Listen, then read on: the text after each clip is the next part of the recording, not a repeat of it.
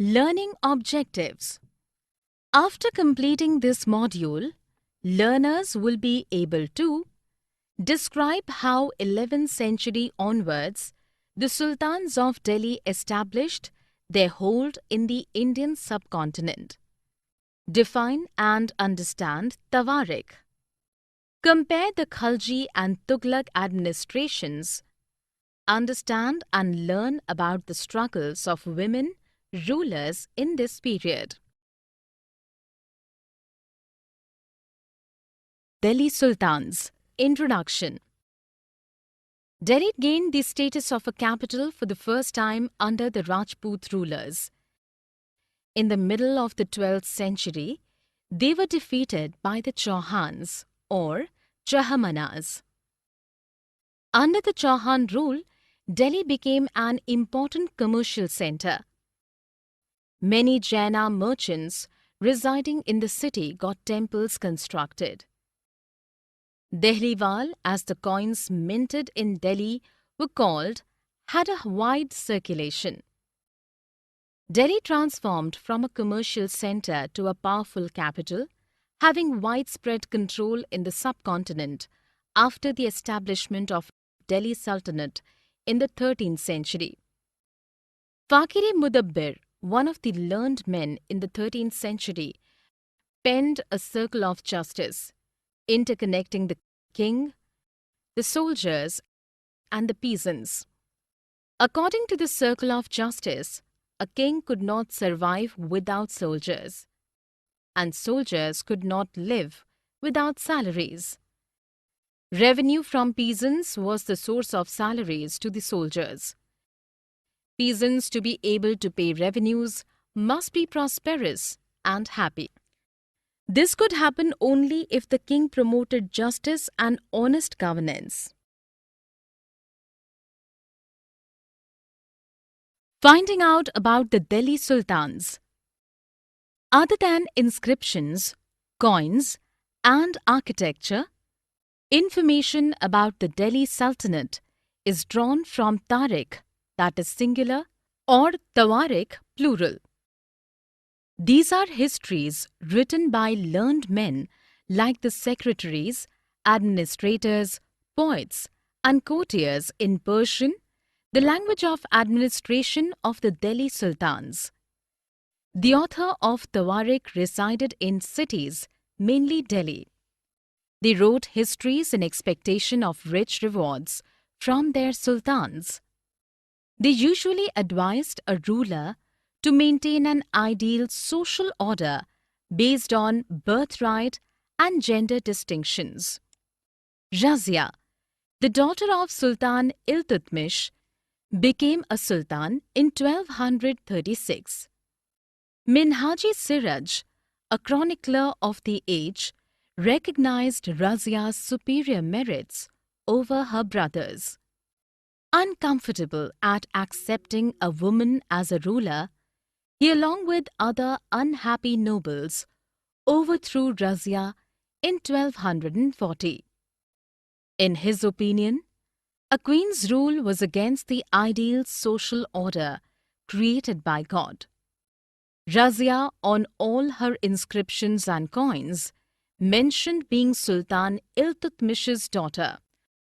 Contrarily, Queen Rudrama Devi, 1262 to 1289, of the Kakatiya dynasty of Warangal in modern Andhra Pradesh, had to pretend to be a man by changing her name on the inscriptions. Queen Didda, affectionately called so by her subjects, ruled Kashmir from 980 to 1003. Her title comes from the word Didi, meaning elder sister. These women fought against gender distinctions originating from social and biological differences. These differences were used to establish a man's superiority over a woman. Garrison to Empire 1. In the 13th century, the sultans did not extend their control beyond the garrisoned towns. Since the wilderness beyond was not under their control, they had to depend on trade, tribute, or plunder for supplies of utility. Having control over garrison towns in far-off Bengal and Sindh was a challenging task. Communication routes were easily disrupted by war, rebellion, or even bad weather. Mongol invasions and rebellion by governors at the slightest indications of a sultan's weakness were other challenges to overcome. The Sultanate just about withstood these challenges. The Sultanate consolidated and expanded markedly during the reigns of Ghiyasuddin Balban, Alauddin Khalji, and Muhammad Tughlaq. Initially, the wasteland along the garrison towns of the Sultanate was consolidated. The forests in the Ganga-Yamuna Doab were cleared, forcing the inhabitants to move out. The land was used for agriculture. Trade routes were protected and regional trade was promoted by setting up new towns and building fortresses.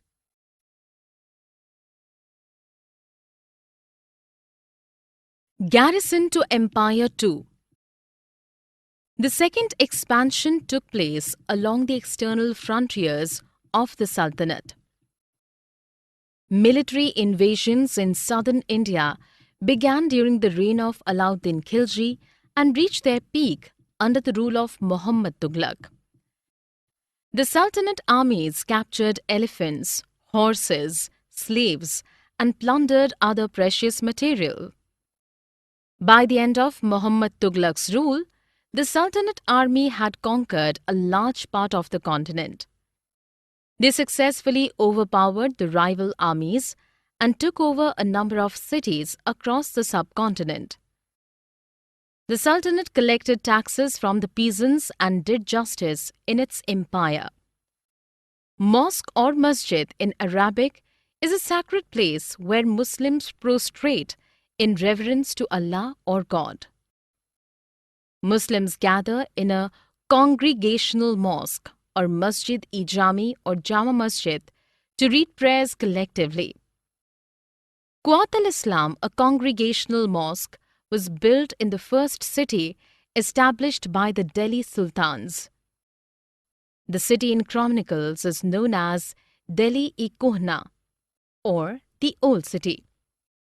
While Iltutmish and Alauddin Khalji enlarged it, three sultans, Qutbuddin Aibak, Iltutmish, and Firuz Shah Tughlaq, built its minar. Khalji and Tughlaq administration. To administer the vast Delhi Sultanate, the Delhi Sultans, especially Iltutmish, preferred special slaves called bandagan, purchased for military purposes. They would be given training to hold important offices in the Sultanate. Their absolute dependence on their masters made them loyal to the sultans.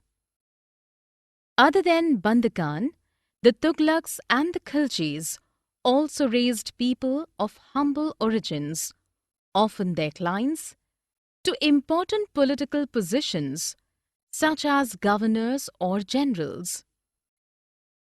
This trend led to political instability. The slaves or patrons showed no loyalty to the hires of their current masters. The new sultans had their own set of slaves. Hence, every time a new monarch took over, the old and new nobility would clash. The patronage and appointment of people of humble origin to important political positions drew criticism from the elite and the authors of Persian Tawarikh. They considered inappropriate to appoint low and base-born to important positions. Sultan Muhammad Tughlaq officials. The Khalji and Tughlaq kings appointed military commanders as governors of different territories called Ikat. Iqtidar, also called Muktis, carried out military campaigns and maintained law and order in their Ikats. Iqtidar collected revenues for providing military services. These revenues were used to pay to the soldiers. The state-appointed accountants supervised the collection of revenue by the Muktis to ensure that they only collected the state-prescribed taxes and only kept the required number of soldiers. The Delhi Sultans expanded their control to the hinterlands of the cities they ruled and forced the landed chieftains, the Samanta aristocrats and rich landlords under their authority. The right of local chieftains to impose taxes was abolished. Instead, they were made to pay taxes to the state. All chieftains and landlords discharged the service of revenue collection and assessment. The state imposed three types of taxes. 1. On kharaj or cultivation, which required a peasant to pay 50% of his farm produce. 2. On cattle. And 3. On houses. A large part of the subcontinent remained beyond the control of the Sultanate. It was difficult to control far-off areas like Bengal from Delhi. Following the annexation of southern India, the entire region became independent. The forested areas of the Gangetic Plains, ruled by local chieftains, could not be reached by the Sultanate army. Rulers like Alauddin Khilji and Muhammad Tughlaq could control these areas for short durations.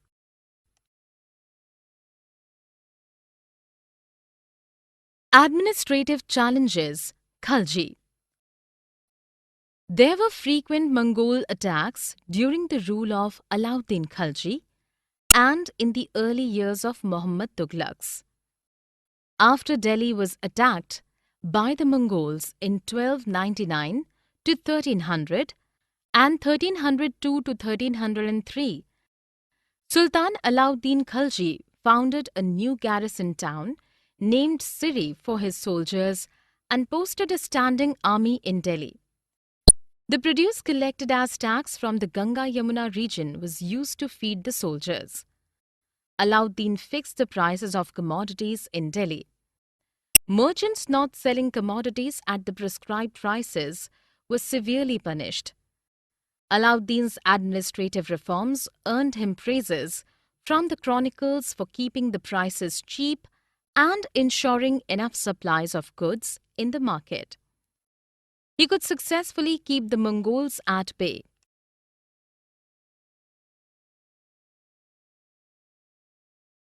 Administrative challenges. Tughlaq. While Alauddin Khilji adopted defensive measures, Muhammad Tughlaq is known for his offensive measures. Tughlaq successfully defeated the Mongols when they attacked the Sultanate in the early year of his reign.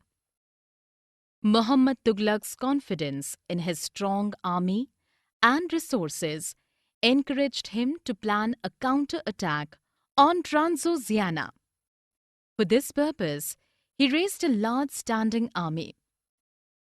Tughlaq, though an administrative failure, was first among the Delhi Sultans who planned an attack on the Mongols' territories. To safeguard the city, Tughlaq, instead of building a new garrison town, evacuated Delhi-i Kuhna and stationed his soldiers there. The residents of Delhi-i Kunha were resettled in Daulatabad, the new capital. This act was resented by his subjects. Apart from collecting produce from the Ganga-Yamuna Doab as tax, Tughlaq imposed additional taxes to meet the needs of maintain a large army. This, unfortunately, coincided with the famine in the region. It triggered widespread discontent. Unlike Khilji, Tughlaq did not control prices of commodities but did pay his soldiers in cash. For this, he used a token currency made of not gold or silver but a cheap metal. Not trusting the coins of new currency, people saved their gold and silver and paid taxes in token currency. Token currency could be easily counterfeited. It finally had to be recalled. Tughlaq's administrative measures were a total failure.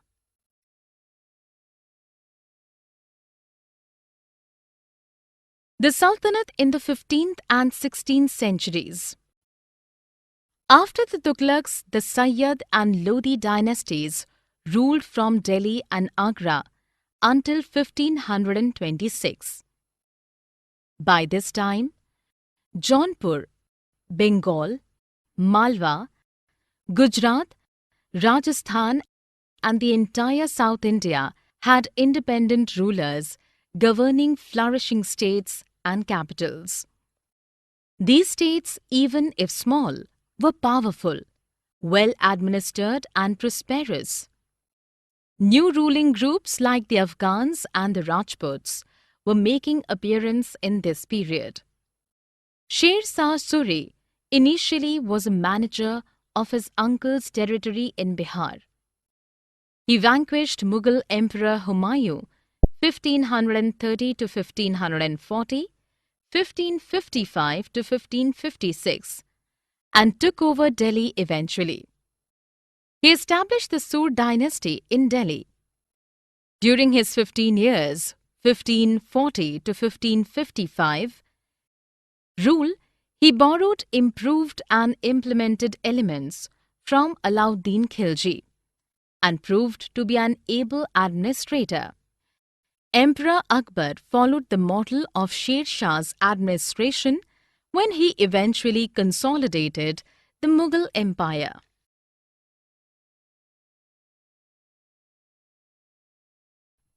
Summary. Let us summarize what we have learned. Delhi became an important city and the capital of the Tomara Rajputs kingdom only in the 12th century. The mid-12th century, they were defeated by the Chauhans or Chahamanas of Ajmer. With the Delhi Sultanate establishing in early 13th century, Delhi was transformed into a major capital controlling vast areas of the subcontinent. Tariq singular, Tawarik plural are valuable histories written in Persian, the language of administration under the Delhi Sultans. These were written by learned men. In the early 13th century, the Delhi Sultans could control only the heavily fortified towns occupied by garrisons and never the hinterland of the cities. They were also challenged from both outside and within by Mongols' invasions from Afghanistan and rebel governors whenever the Sultan weakened. The Sultanate's consolidation and expansion happened during the reigns of Ghiyasuddin Balban, Alauddin Khilji and Muhammad Tughlaq. Military expeditions into southern India were carried out during the reigns of Alauddin Khilji and Muhammad Tughlaq. Quwat al-Islam, the congregational mosque, was constructed in the first city, Delhi-e-Kunha, the old city, built by the Delhi Sultans. For the administration of the vast kingdom of Delhi Sultanate, the early Delhi Sultans, especially Iltutmish, utilized their bandagan or special slaves purchased for military service. Many elites and the authors of Persian Tawarik criticized the Delhi Sultans for appointing the low and base-born to high offices. The Khalji and Tughlaq Sultans also appointed military commanders as governors of various territories called Iqta. Their holder was called Iqtadar or Mukti. In exchange for their military services, the Muktis collected the revenues of their assignments as salary. As the Delhi Sultans brought the hinterland of the cities under their control, The land chieftains, the Samanta aristocrats, and rich landlords were forced to accept their authority. Under Alauddin Khilji, the state brought the assessment and collection of land revenue under its own control. After Delhi was attacked by the Mongols twice in 1299 or 1300,